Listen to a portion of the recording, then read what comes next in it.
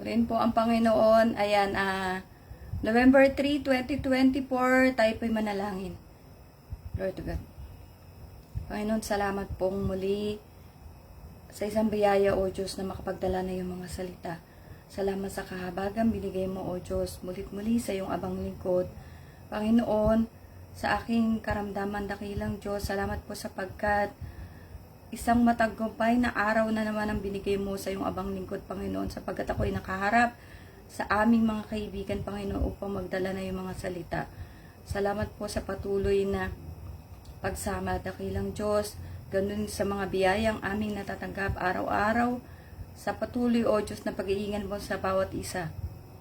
Ngayon po ay araw ng Linggo, Panginoon, luwalhatiin na yung dakilang pangalan, maitaas ang yung dakilang pangalan.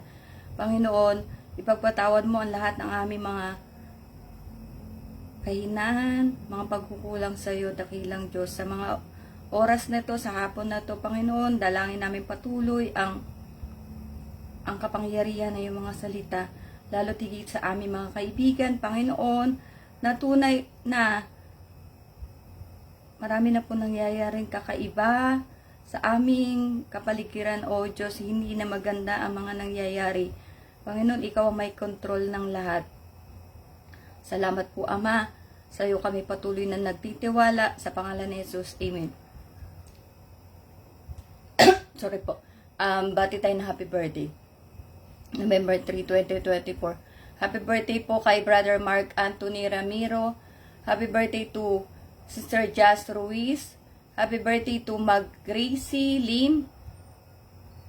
Happy birthday to Maribel Borda.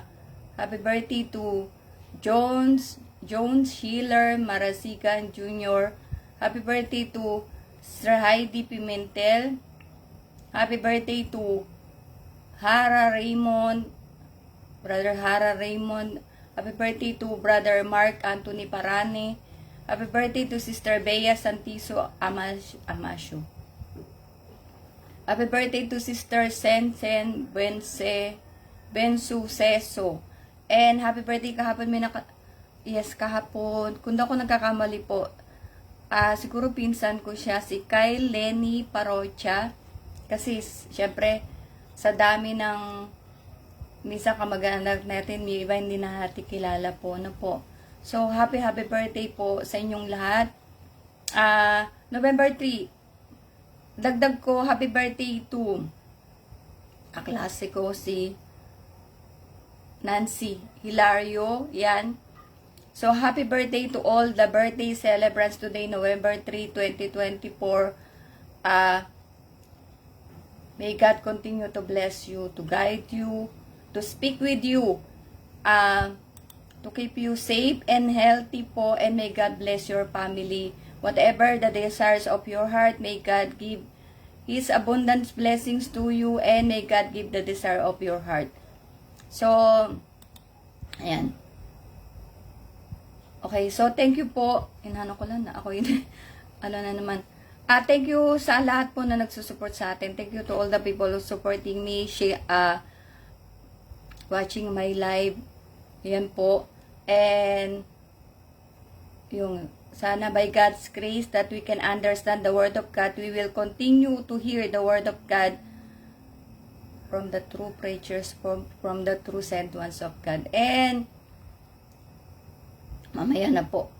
Pomfrey 15, Dubai Hilton Hotel, Dubai Al Habtour City at 2 p.m., 6 p.m. po sa Dubai. So, everyone is invited po. Huwag natin palampasin po yan. No po? So, sa totoo lang, hapo pa rin ako. Hindi po ako ngayon. Happy Lord's Day nga pala. Hindi ako nag-online lang ako. Kasi, hindi ko alam, natarangkaso na ako, hindi ko alam. So, ang Diyos lang po nakakaalam. Ayan, pero sana patuloy tayo palakasin ng Panginoon, paggalingin. Bagsak na bagsak po yung katawan ko.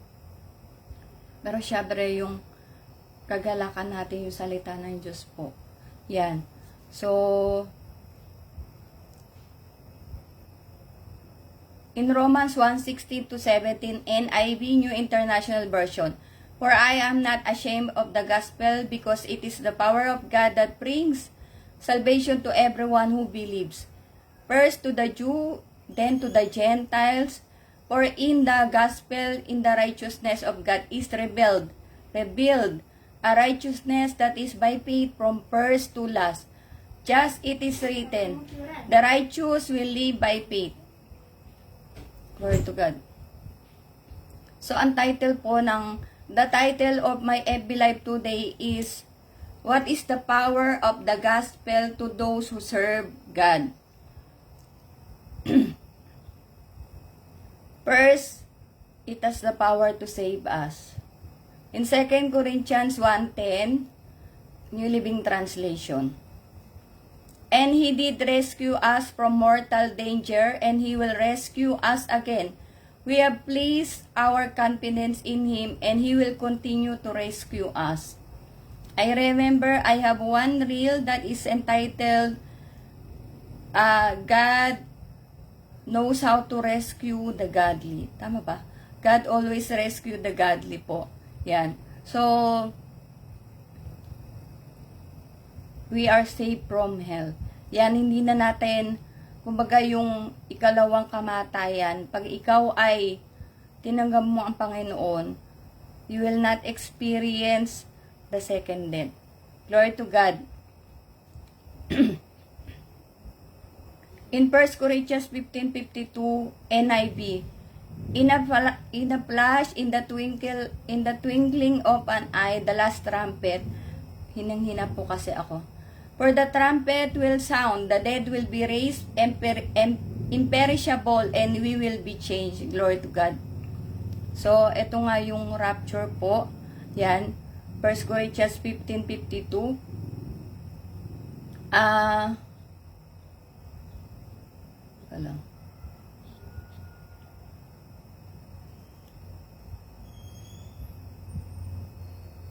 Okay. In Philippians 3:20, New International Version, but our citizenship is in heaven, and we eagerly await a Savior from there, the Lord Jesus Christ.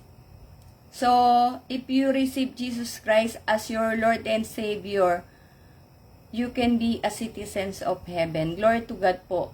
Na hindi ka, yan nga naririnig ko sa, syempre sinasabi ng mahal na sugo apostol, hindi tayo, kumbaga ang citizenship natin na hindi dito sa lupa, kundi sa langit.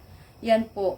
So, di ba? Ang sarap na pakinggan na hindi ka una naligtas ka sa dagat-dagatang apoy. Syempre, pag tumanggap ka, di ka maliligtas pag hindi ka talaga tatanggap sa Panginoon.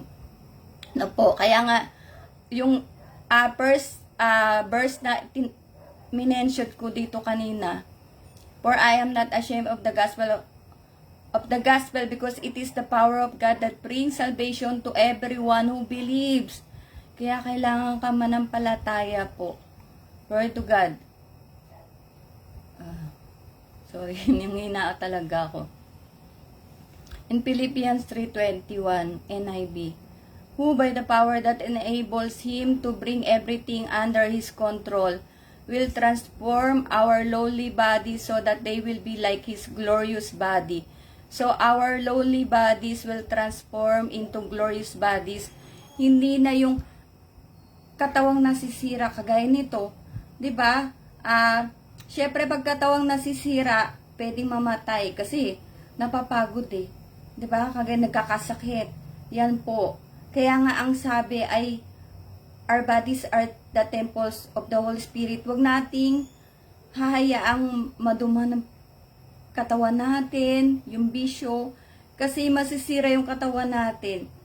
Yan po, nilikha tayo ng Panginoon na perfect Pero dahil nga sa mga bisyo, pati na pagpupuyat, lahat na, yung katawan natin, nanghihina, nasisira, kagaya nga, yung may sakit ako, di ba? Pero biyaya ng Panginoon, yun nga po, di ba sabi dyan, our lowly bodies will transform into glorious bodies. Sila katawang hindi na nasisira, yan. Ay, saglit po. Ba't ganun? Nawala yung ano. Kalulubat ako, saglit. Hindi ko pala nag-charge. Saglit lang po. Yan. Okay. Saglit lang. Isan. Okay. Yan. Glory to God po. So, andito na ako sa kinuha pala tong Pilipos 3:21 po ang salita ng Diyos, Tagalog. May mga times na yung verse kinukuha ko from English to Tagalog para mas natin. Sa pagdating niya, babaguhin niya ang mahihina at namamatay nating katawang lupa at gagawing tulad na maluwalhati niyang katawan. Gagawin niya ito sa pamamagitan ng kapangyarihan niyang sumasakop sa lahat ng bagay. Glory to God po.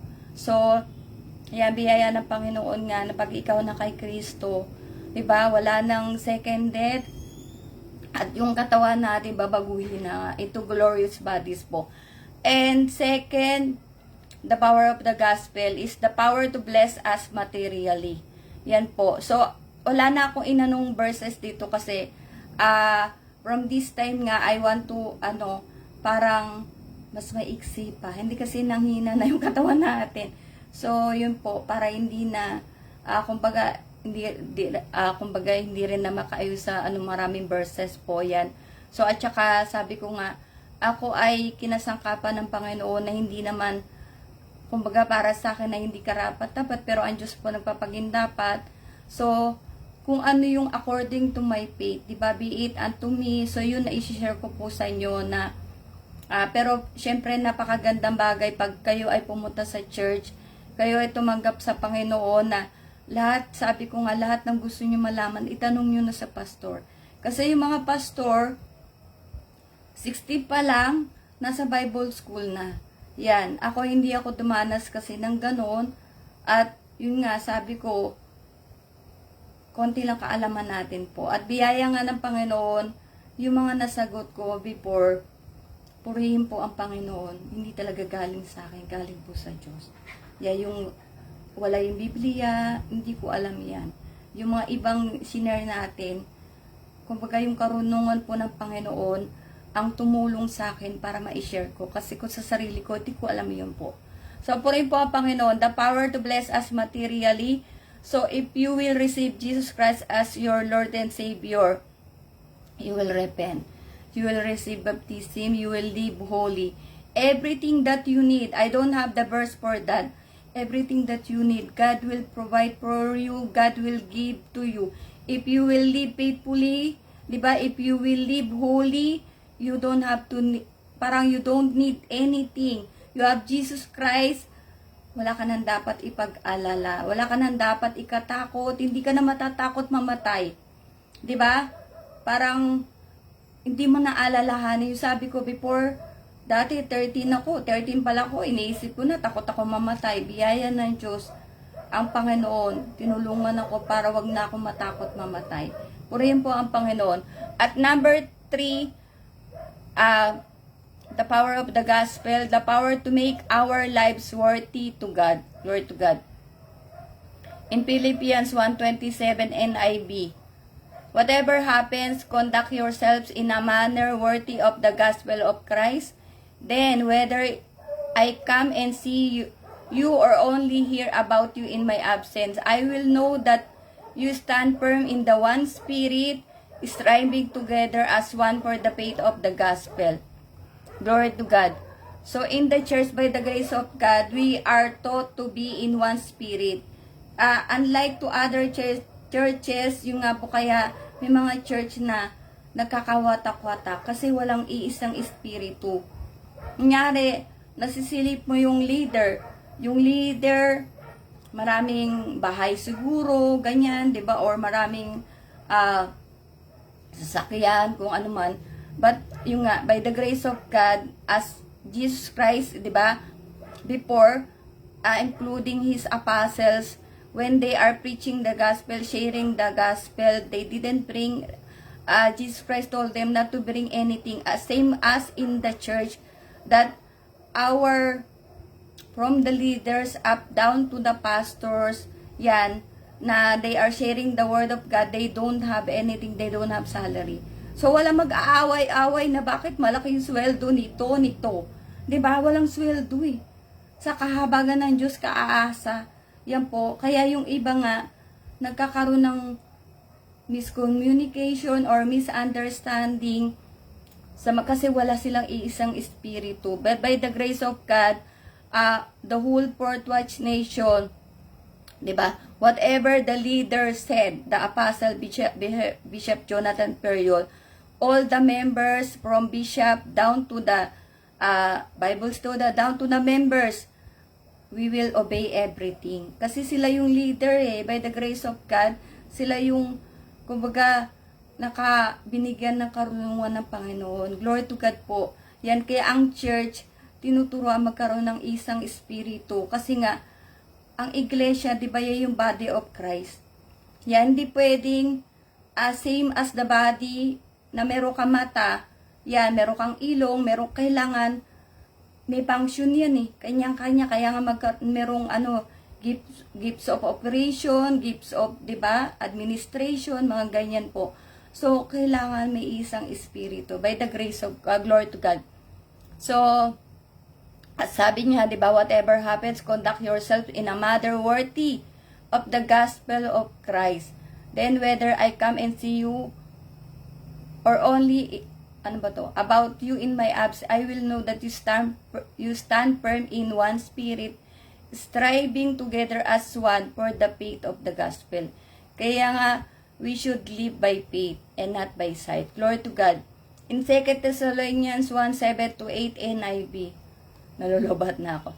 And give relief to you who are troubled, and to us as well, This will happen when the Lord Jesus is revealed from heaven in blazing fire with his powerful angels. He will punish those who do not know God and do not obey the gospel of our Lord Jesus Christ. Glory to God po. So, the title of our FB Live today is, yung nga, what is the power of the gospel to those who serve God? And first, it has the power to save us. So, we are saved from hell. Wala na tayo sa second death. Second, the power to bless us materially. And third, the power to make our lives worthy to God. So, kailangan talagang, mabuhay po tayo ng kalugod-lugod po sa Panginoon. Yan. Kaya yung marami nagsasabi na pag tumanggap ka ng salvation, you are saved forever. Hindi po. Yan, mali yan. Na kailangan mong ingatan, kailangan ikaw ay kumbaga magpakabanal. Kasi banal po ang Panginoon, kaya tayo ay dapat maging banal. 'Di ba? Araw-araw, minuto, nagkakasala tayo, nagagalit ka. Yan, nagmumura ka pa, 'di ba? So kailangan tayo po ay Christ-like, glory to God. 'Di ba? Sabi diyan, and give relief to you who are troubled, and to us as well. This will happen when the Lord Jesus is revealed from the heaven in blazing fire. He will punish those who do not know God and do not obey. So kaya do sa mga hindi nag-obey ng salita ng Diyos, ng utos ng Diyos, sabi, He will punish those who do not know God and do not obey the gospel. Yan. Kaya, nakakatakot mapanish po. 'Di ba? At kaya kailangan susunod ka nga sa salita ng Diyos, sa utos ng Diyos, hindi sa utos ng tao. Kung sumusunod ka sa utos ng tao, lalo tigit sa utos ng Diyos. Yan, kasi kung wala nga ang Diyos, wala tayo. Yan po. At kanina, yan sabi ng mahal Pastor Waldy, ang salita ng Diyos ay magdadala sa atin sa pagsisisi, sa pagsunod sa utos ng Diyos. Kagaya ng Fourth Watch Nation po, yan, ng ilang believers, 'di ba? Natin, na although yung ibang believers nga is hindi talaga sasabihin mong fully na gumagawa ng kalooban ng Panginoon, kasi yung iba, believer daw pero hindi nagtatites. Believer daw pero walang, kumbaga, walang Lord's Day or parang gano'n, 'di ba? So, hindi nagsiserve sa Panginoon faithfully, truthfully. Hindi nga sila, parang they are not worshiping the Lord in spirit and in truth. Yan, kaya yung biyaya ng Panginoon, kaya nga, tatagkabi mo ang Panginoon, ikaw ay magsisisi sa kasalanan mo, kailangan pagsisihan. Dahil, napakahirap naman, tatanggap ka sa Panginoon, tapos di ka magsisi, di ba? Yan, ayaw mong magsisi, napakaganda magsisi sa Panginoon, di ba? Sa lahat ng ating nagawang kasalanan, para hindi ka naparurusahan. At napakaraming tao na, those who do not know God, ang daming tao. Ayan po, hindi kilala ang Diyos. Kaya nga, by the grace of God, we are sharing the gospel to you, the full gospel of Jesus Christ, so that for us who do not know God, diba? Hindi na tayo parurusahan. Makikilala natin ang tunay na Diyos. At anong sabi diyan? The power to save us. The power to bless us materially. Yeah, pero materially, huwag ka na humingi ng lahat-lahat na. Ano yung mga yan? Matatanga yan. Bigla-bigla darating ang Panginoon. Saan mo dadali? Parang yung parabal ng yung nag-ipo ng sa kamalik niya, marami na, magpapahingalay na ako. 'Di ba? Para ilang taon ako hindi magtatrabaho. Ano sabi sa kanya? Hunga. Hindi mo ba alam ngayon, babawian kita ng buhay? Mapapasan kaya yung mga pinag-ipunan mo na yan? Hindi wala. Magkakamatayan pa yung mga maiiwan niya. Dahil sa kayamanan. Yan ang problema sa mga mayayaman. 'Di ba? Kaya merong last will and testament. Kasi yung magkakamag-anak, mag-aaway-away. Maganda yung kayamanan mo sa langit. Sige. 'Di ba? Sabi mo kailangan magpakahuli kayo para 'di ba? Mapunta din kayo sa langit. Nandun ang kayamanan. Nandun ang tunay na kayamanan po. Maraming hindi nakakaalam. Yan, akala nila na yung ginagawa nilang pagtulong, yung ginagawa nilang mga, di ba, puta ka sa charity, tulong, akala nila yun ang good deeds. Pero iba kasi, iba ang, kumbaga yung sa Panginoon, iba sa tao eh. Yan, kaya nga, merong gospel. Ano pa't merong gospel kung di mo susundin? Di ba? Mamimili ka, eto lang gusto ko, eto yung gusto ko, ayoko nito. Hindi pwede. Yan. Kaya nga biyaya nung nabasa ko kanina. Yan po, tapos na ako. Purihin po ang Panginoon na hindi ka talaga magpipreach ng gusto ng tao at hindi ako yun. Yan po, purihin po ang Panginoon. Hindi ang fourth watch yun. Yan. Na eto ipipreach mo kasi eto yung, hindi. Ipipreach mo kung ano yung nasa Biblia.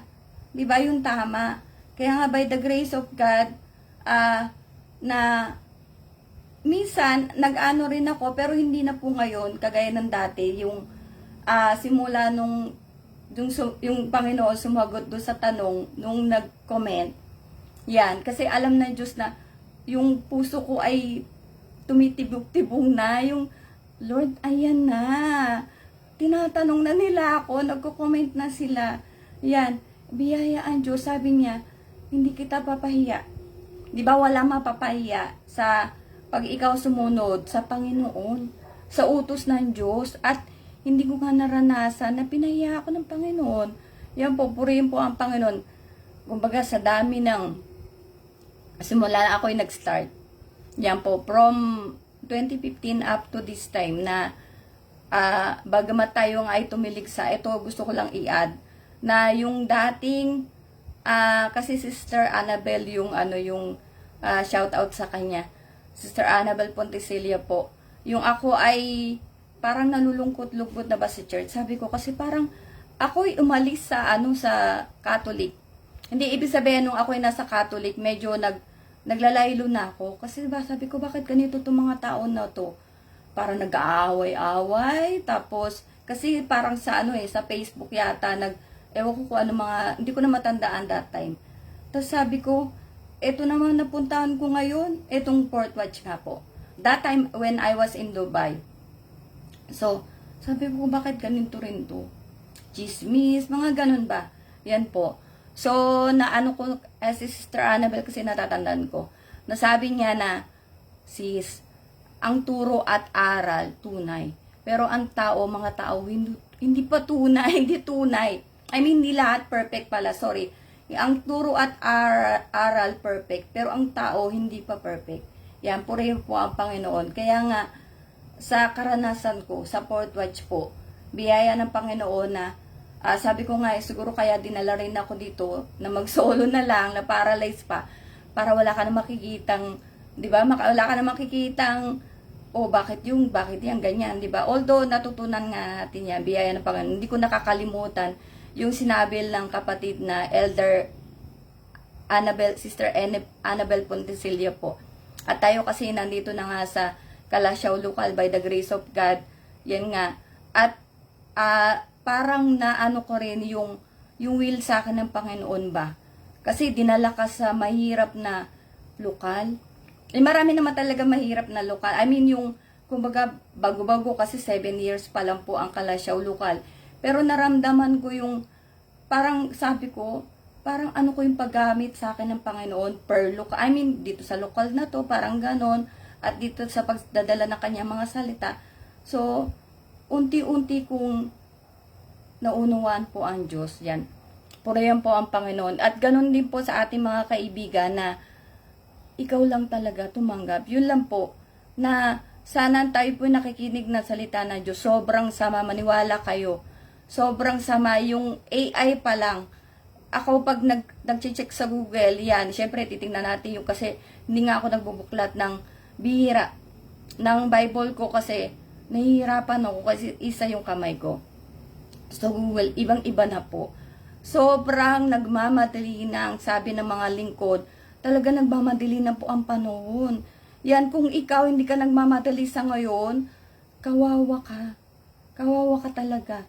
Kung hanggang ngayon di mo kinikilala ang Panginoon, wala kang pakialam sa Panginoon, sa salita ng Diyos, kawawa. Yan po. So, nagsasabi tayo hindi dahil, pero yun po ang totoo talaga. Anytime darating ang Panginoon, bagamat sinabi ko, 2 years yun nasabi sa akin, yan ang inilagay ng Panginoon. Pero, huwag tayo sa mga ganyan. Di ba? Dapat tayo po ay faithful servant. Hindi kayong alipin na matagal pa darating ang amo ko. Dapat hindi ka ganon. Dapat dapat malinis ang bahay. Kasi anytime bubulaga si Sir. Mamaya pag makita niya, nag-iinom pa ako sa bahay, tsugi kagad ako. 'Di ba? Parang ganyan sa Panginoon. Kaya po yung mga kanyang mga talinhaga, yan po ay, kumbaga may makabuluhang paliwanag or meaning. Yan. So, sa ating mga kaibigan, ang kapangyarihan po ng salita ng Diyos. Purihin po ang Panginoon. Sana po makasama namin kayo sa paglilingkod. Sana ngayon pa lang ay kilalanin natin ang Panginoon dahil lahat ng gusto mo, lahat ng depende sa will ng Panginoon, ha. So, yung ating ibibigay ay yung will po ng Panginoon. Kaya wag tayo humingi sa Diyos ng alam naman natin na mga makamundong bagay. Ibibigay sa iyo ng Diyos kung ano yung kailangan mo, hindi yung gusto mo. Yan po, at napakarami. Yan po, tayo lang ay maging tapat sa Panginoon. Yan, di ba? Kung tapat ka sa boyfriend mo, tapat ka sa asawa mo, abay lalong higit, tapat ka sa Diyos. Mas higit na may ibibigay kung nabibilang ka ng asawa mo na lahat-lahat kung anong gusto mo, ang Diyos higit pa sa kaya nating, yun nga yung infinite, halos hindi mo na maarok na pwedeng ibigay sa'yo ng Panginoon, magugulat ka na lang, nandyan na. Diba? Yun nga, learn the art of faithful waiting, and God will bless us abundantly. No po, materially, physically, spiritually. So, glory to God, tayo manalangin. Nakilang Diyos, salamat po muli sa iyong kahabagan, Panginoon, na makapagdala kami na yung mga salita. Salamat po, Ama, sa kaaliwan, O Diyos, sa pagdadala na yung mga salita, Panginoon, sa pakikinig na yung mga salita, patuloy namin dalangin sa aming mga kaibigan. Lord, mamaya home free, ito po ay dadali ng aming mahal na apostol, Jonathan Periol. Dakilang Diyos, hipuin mo ang puso ng bawat isa, Panginoon, na sila, O Diyos, ay maglaan ng oras, ng panahon, Panginoon, sa iyong mga salita, sa pakikinig ng iyong mga salita. Sapagkat ito, O Diyos, ang pwede magbago ng kanilang mga buhay, kung paanong binago mo ang buhay ng bawat isa na iyong mga anak. Purihin ka, dakilang Diyos, patuloy naming, O Lord, itinatagubilin ang bawat isa sa iyo, Panginoon, na ingatan mo kami, marami pang mga kalamidad, Panginoon, hindi magagandang pangyayari ang pwede mangyayari, O Diyos, sapagkat kami ngayon ay nasa kawakasan na ng araw. Ama, patuloy mong, O Diyos, tulungan ang bawat isa sa aming mga pangangailangan. Ikaw, O Diyos, ang laging aming maging, Panginoon, ang iyong mga salita, O Diyos, ang patuloy naming panghawakan. Dakilang Diyos, sa aming mga buhay, kung kami man ay nahihirapan, O Diyos, kami lamang ay lalapit sa iyo at ikaw naman, Panginoon, ay tutulong sa bawat isa sa amin. Kami magkaroon nawa, O Diyos, na mapagkumbabang puso, Panginoon, na huwag kami, O Diyos, umasa sa aming mga kayamanan, sa aming mga, Lord, sa aming mga kaibigan, pamilya, sa aming mga natapos, mga propesyon, anuman, O Diyos, kung ano meron kami. Panginoon, naway maiwaksin namin at maibigay namin ang buong pagtitiwala, O Diyos, sa iyo, na kung kami wala magagawa, ang aming Panginoon ay walang imposible na lahat magagawa. Salamat po, pinupuri ka namin sa pangalan ni Jesus. Amen. See you po Monday po bukas. So, see you po all tomorrow. Salamat po sa ating mga kaibigan na nag-support po. So, glory to God and God bless us all.